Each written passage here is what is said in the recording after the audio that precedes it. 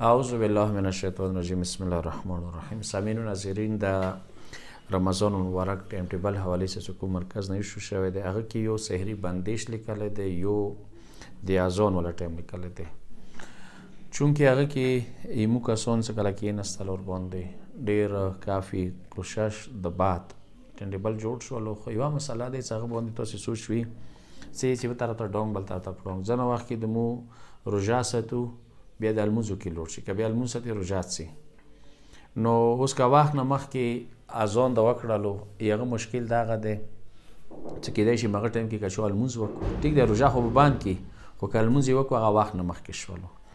نو اذان د وخت نه مخکې مو کوای نه شو، مغه ټایم دی چونکې حي علی الصلاه مغه ټایم کې المزه ته روشه الموز ټایم دی، خو که یو ټایم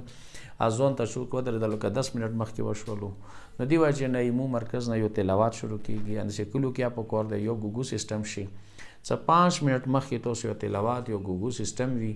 څنګه نه بعد یعنی 5 منټ سړی ریډي وي چې څنګه اذان وشي بس فورا یعنی په کور د اذان 2 منټ مخکې ته خپل منځلې وي.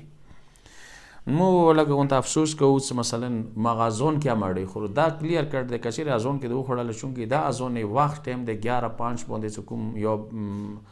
11 منٹ و 5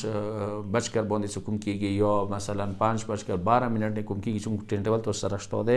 مغه اذان ولا ټایم فکس مغه دی، خو مو د احتیاطاً د سي چې 15 منټ 10 منټ ورسته خیر وسیل مسکوا دا سوچ به ونه کوي چې مثلا دا اذان اسي هغه د